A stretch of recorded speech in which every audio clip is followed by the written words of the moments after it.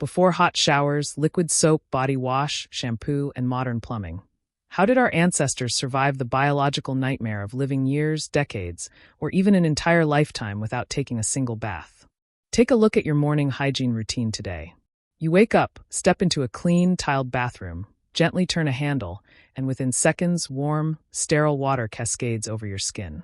You lather up with scented soap, scrubbing away the day's sweat, oils, and dirt, dry off with a soft towel, and walk out feeling refreshed, energized, and clean. It is a mundane, effortless part of your day, a habit you perform on autopilot without giving it a second thought. Okay, stop. Before you click away thinking this is just a superficial topic, I need you to understand something. This is not a weird video, and it is certainly not a cheap, gross joke about people smelling bad. This is actually one of the most fascinating, shocking, and deeply bizarre rabbit holes in all of human history. And the fact that we almost never talk about the real reason why an entire continent refused to wash for centuries is exactly why we need to right now. Because here is the cold, hard, and counterintuitive truth. For hundreds of years across Western Europe, taking a bath was not seen as a healthy way to stay clean. It was actively feared as a deadly medical hazard that could literally cost you your life. We are talking about centuries where kings, queens, scholars, and peasants went years, decades, or even their entire lives without submerging their bodies in water. Yet, when historians write about the Renaissance or the royal courts of Europe, they will spend 40 pages detailing royal marriages, diplomatic battles, and magnificent oil paintings, and approximately 0 sentences on the overwhelming, suffocating stench of the people living inside those golden palaces. Today, we are fixing that. We are going back to medieval Europe, the Black Death, Tudor England, and the grand, stinky courts of Versailles. We are going to find out the bizarre medical theories that made people terrified of water, the unhinged ways they tried to mask their body odor, and the surprising origin story of modern perfume manufacturing. Let's go. First, let's get a massive misconception out of the way. We assume that Europeans have always hated bathing. But that is completely wrong.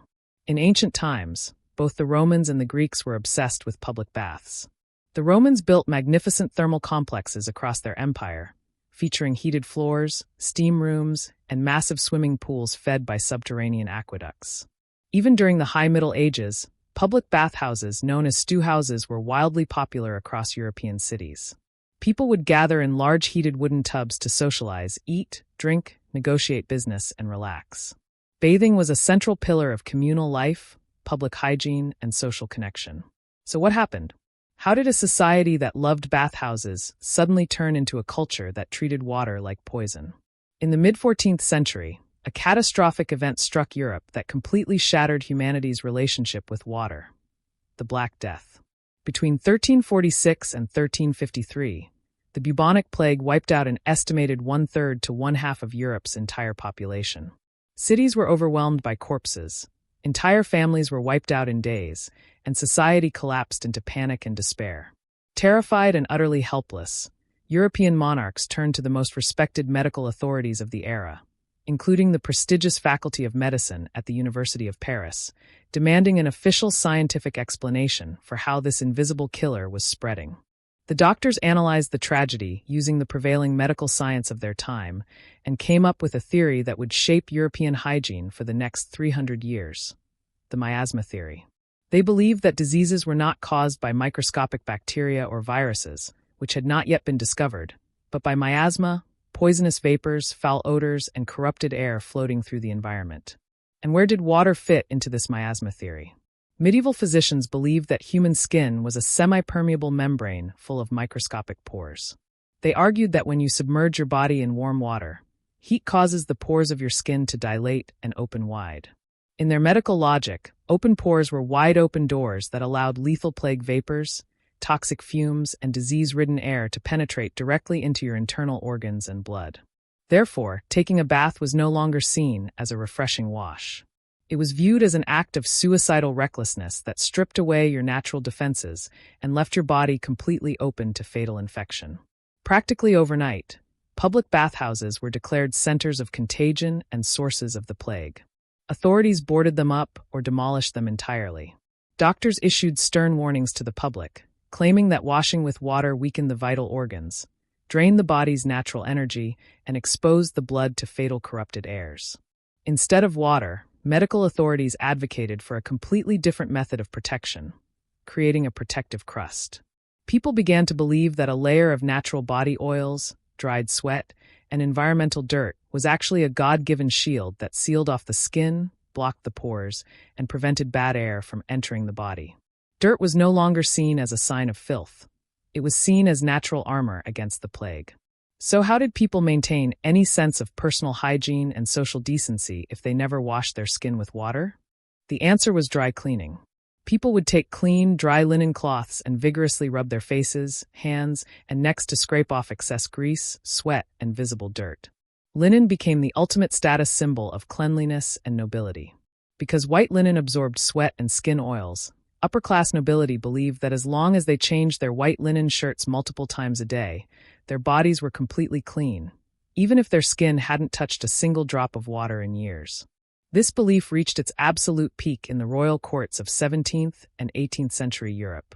The most famous example of this anti-bathing era was King Louis XIV of France, the Sun King, who built the magnificent palace of Versailles.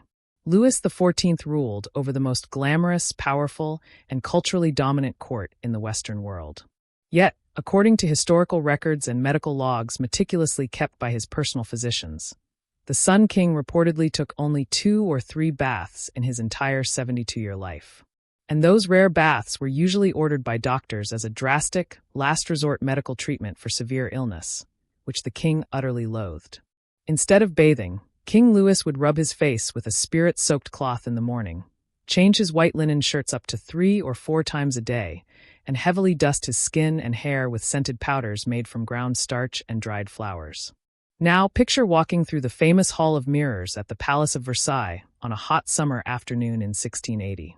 You are looking at golden statues, priceless crystal chandeliers, and aristocrats dressed in heavy silk, brocade, and velvet gowns. But the air inside the palace is thick with a suffocating, nauseating cocktail of unwashed body odor, rotting teeth, sweat-soaked wool, stale urine, and rancid body fats. Because there were very few functional toilets in the palace, courtiers, visitors, and servants would routinely relieve themselves behind tapestries, in quiet stairwells, or out on the balconies. The stench was so overwhelming that contemporary visitors wrote in their journals about the repulsive smell that greeted anyone entering Versailles. To survive in this suffocating environment, European nobility turned to a powerful new weapon: heavy, concentrated perfumes. This era marked the golden age of perfume manufacturing in places like Grasse, France. Perfumes were not used as a subtle accent to complement clean skin, as we use them today.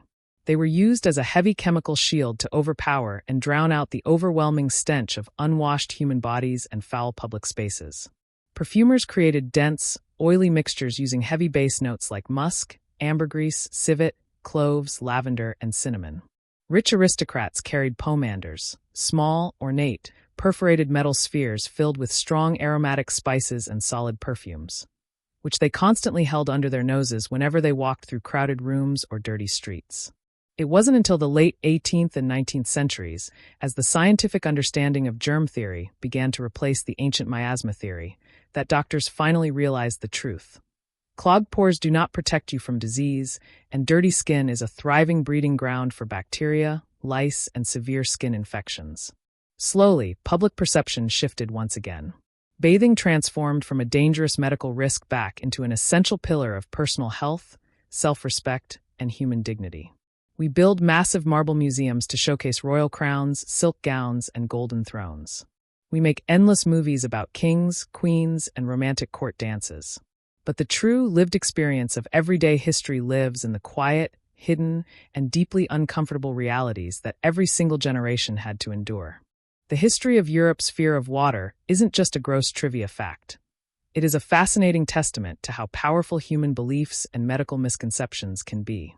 It shows us how fear of disease forced an entire civilization to reject the simplest pleasure of a warm bath, paving the long, complicated road to the sterile, comfortable world we live in today.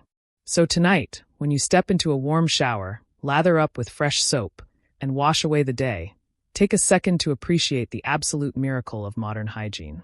You are enjoying a simple, painless luxury that European kings, wealthy aristocrats, and millions of our ancestors could only dream of having. What about you? Could you survive living in the Palace of Versailles if it meant never taking a bath again? Let me know in the comments below. Until next time, take care of yourselves and see you soon.